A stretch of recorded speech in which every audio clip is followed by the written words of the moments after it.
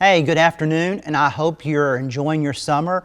I want you to know we miss you, and I want to thank Bernie Reeds for giving me the opportunity to share one of my favorite books with you.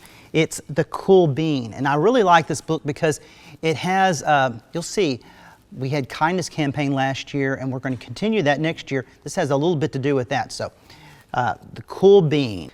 Watch out, here come the cool beans.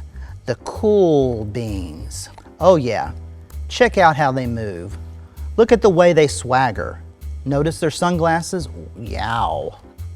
The cool beans are known all over school, from house to house, across town, beyond county lines. In the old days, last year, we were all one big pot of beans. We were a mixed bag, but somehow it worked. Yep, those were the good old days. And then we stopped seeing each other as much. That's just how it is sometimes. You spend less time together, even though you're not sure totally why. I watched as the beans I knew so well, the beans from my own pod, became the cool beans. They were so cool. One of them could play the guitar. Cool. One of them could draw the best superheroes. Cool. One of them could jump higher than any bean I'd ever known. Cool. Me? Well, I mostly stayed the same. Sure, I made some small changes. I wore sunglasses, but they were too big. I slicked my hair back, but too slick.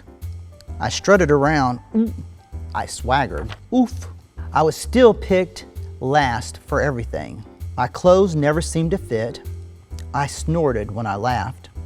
I walked into stuff. I was an uncool bean for sure. I started thinking of myself as just a common bean with no special skills. I couldn't compete, so I didn't even try. I'd never be a cool bean. It seemed like there were two types of beans in the world. There were the cool beans and the beans like me. The days all blended together. I lived my life and things were just okay. I took tests and ate lunches and mostly kept to myself. The cool beans continued being cool. I mean, sure, I missed them a bit, but it's not like I was going to say anything. I felt like all the coolness had gotten in the way of our friendship. And that's how it went, until one day. I was in the cafeteria. I dropped my lunch on my loafers. Oh no, not again. But then something sort of miraculous happened. Out of nowhere, one of the cool beans helped me clean it up. He didn't even say anything. He just gave me a nod. That was it. Later, I was out on the playground. I tripped and scraped my knee, maybe cried a little bit, and everybody saw it. Another one of the cool beans came to my side, and without a word, he dusted me off. That afternoon, I was sitting in class. I wasn't really paying attention. I didn't notice, but the teacher had called on me. Everybody stared. I sat there in silence. Nobody said anything.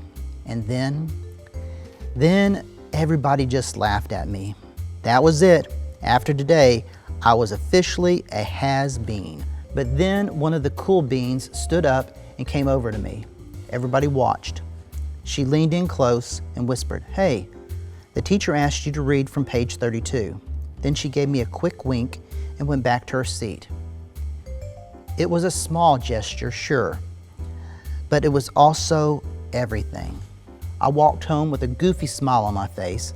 I smiled all the way through dinner.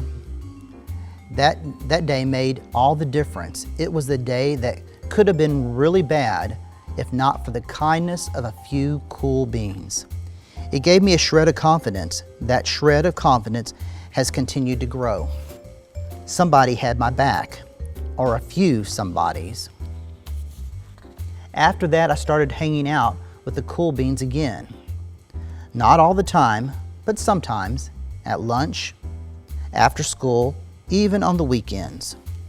Through all of this, I realized that it's not about how you look or any of that other silly stuff. It's about a wink or a nod or a smile at just the right moment.